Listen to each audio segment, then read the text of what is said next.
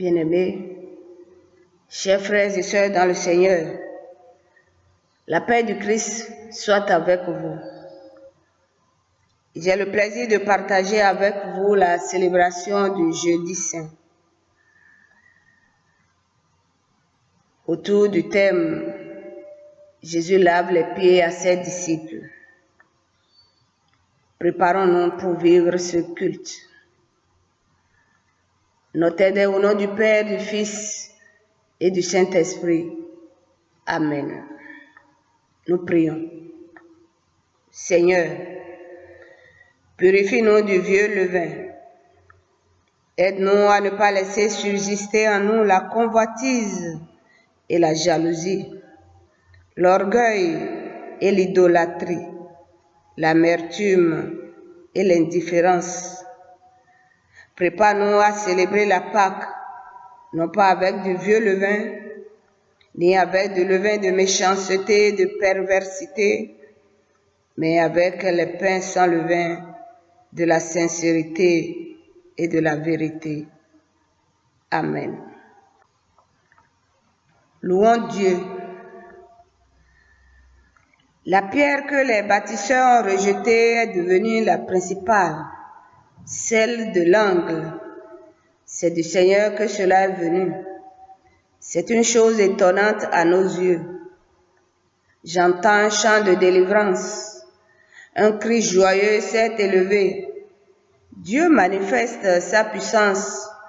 Son bras vainqueur l'a emporté. C'est de la mort qu'il me délivre.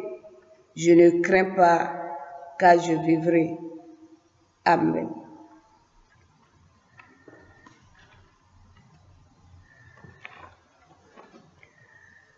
Notre texte de méditation se trouve dans l'évangile de Jean.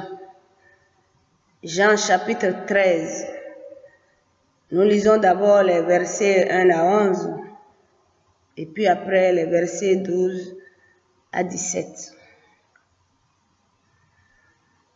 Avant la fête de Pâques, Jésus, sachant que son heure était venue de passer de ce monde au Père, et ayant aimé les siens qui étaient dans le monde, mit le comble à son amour pour eux.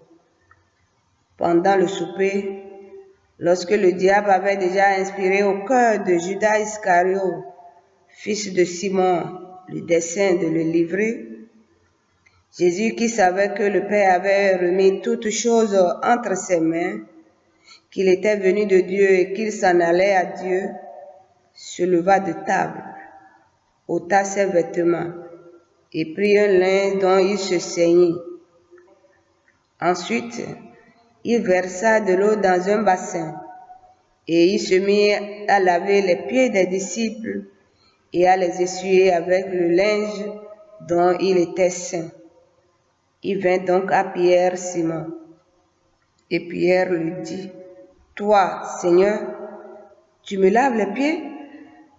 Jésus lui répondit, « Ce que je fais, tu ne le comprends pas maintenant, mais tu le comprendras bientôt. » Pierre lui dit, « Non, jamais tu ne me laveras les pieds. » Jésus lui répondit, « Si je ne te lave, tu n'auras point de part avec moi. » Simon Pierre lui dit, « Seigneur, non seulement les pieds, mais encore les mains et la tête. » Jésus lui dit, « Celui qui est lavé n'a besoin que de se laver les pieds pour être entièrement pur. Et vous êtes purs, mais non pas tous, car il connaissait celui qui le livrait. C'est pourquoi il dit, vous n'êtes pas tous purs. »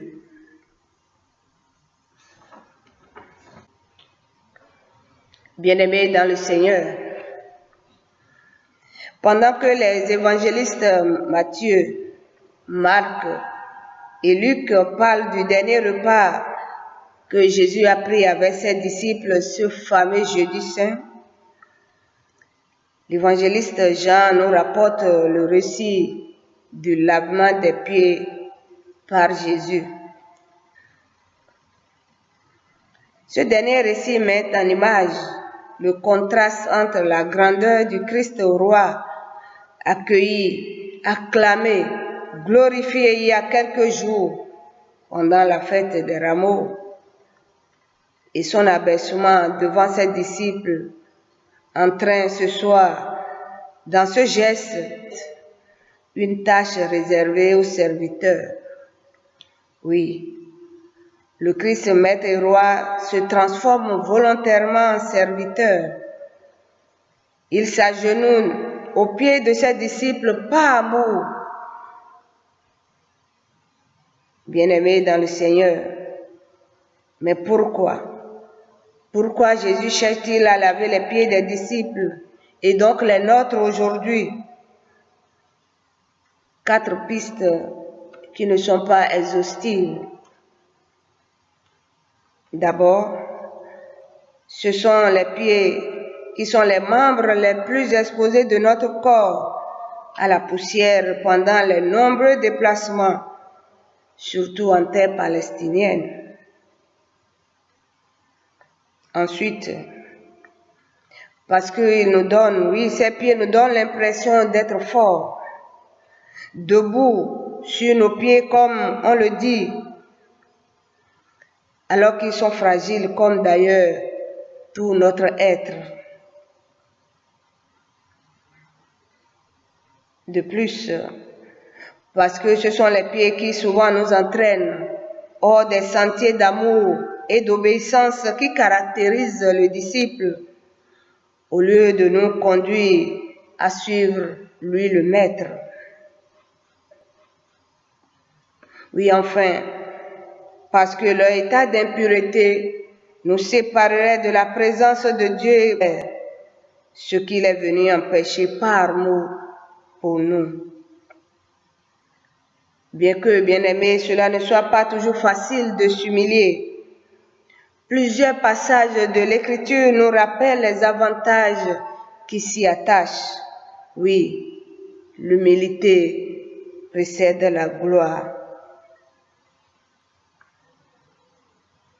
Jésus a lavé les pieds de ses disciples pour leur montrer l'amour qu'il a pour eux par cet abaissement volontaire.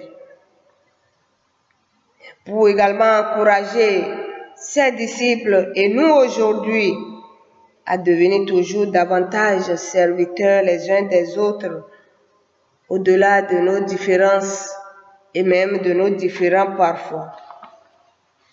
Le verset 14 dit, « Si donc, moi, je vous ai lavé les pieds, moi, le Seigneur et le Maître, vous devez aussi vous laver les pieds les uns les autres. »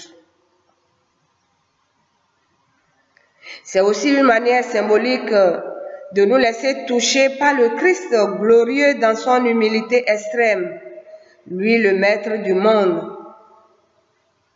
Oui, il le dit à Simon, « Si je ne te lave ou te touche, tu n'auras aucune part avec moi. » Et si nous laissons toucher par Dieu, par Jésus,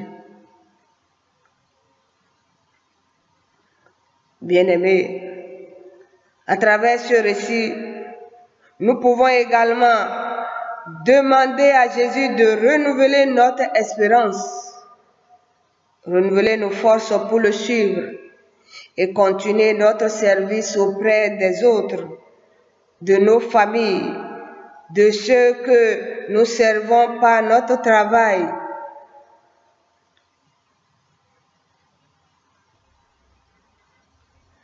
Puisse Dieu nous donner de comprendre ce geste d'abaissement, d'humilité et de pouvoir le mettre en pratique dans nos vies quotidiennes. Amen. Je vous invite maintenant à la prière d'intercession.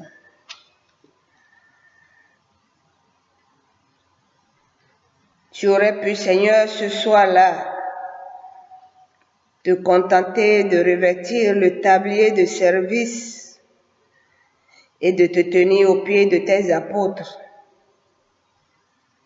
Mais tu as voulu aimer tes amis jusqu'à l'extrême, en t'abaissant jusqu'à la mort, par amour pour nous.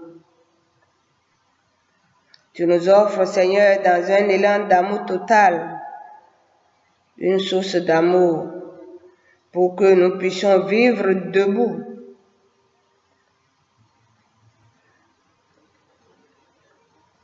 Nous te confions nos souillures humaines, nos orgueils, afin que nous en prenions conscience et en soyons délivrés par ton amour. Nous te prions pour notre monde, pour nos souillures individuelles, Seigneur. Oui, nous te présentons volontairement nos pieds, notre cœur.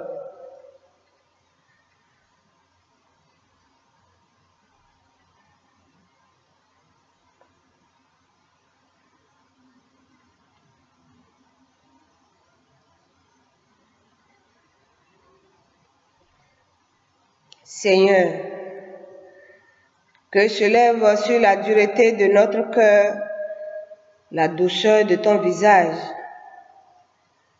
que se lève sur la folie de notre orgueil l'humilité de ton cœur, que se lève sur la tristesse de nos fautes la joie de ton pardon, que se lève sur le sommeil de notre mort la clarté de ton éternité, que se lève sur notre esclavage la liberté des enfants de Dieu, que se lève sur notre angoisse la paix de ton amour. Seigneur, nous te le demandons, que s'accomplisse partout dans le monde ta promesse. Nous avons confiance en toi. Tu nous exauces bien au-delà de ce que nous attendons. Dans le nom de Jésus-Christ, le Sauveur qui vient. Amen. Notre Père qui es aux cieux, que ton nom soit sanctifié, que ton règne vienne, que ta volonté soit faite sur la terre comme au ciel. Donne-nous aujourd'hui notre pain de ce jour. Pardonne-nous nos offenses, comme nous pardonnons aussi à ceux qui nous ont offensés. Ne nous laisse pas entrer en tentation, mais délivre-nous du mal, car c'est à toi qu'appartiennent le règne, la puissance et la gloire au siècle des siècles. Amen. Écoutons à présent les mots d'envoi que nous pouvons lire dans Jean chapitre 13, versets 12 à 17.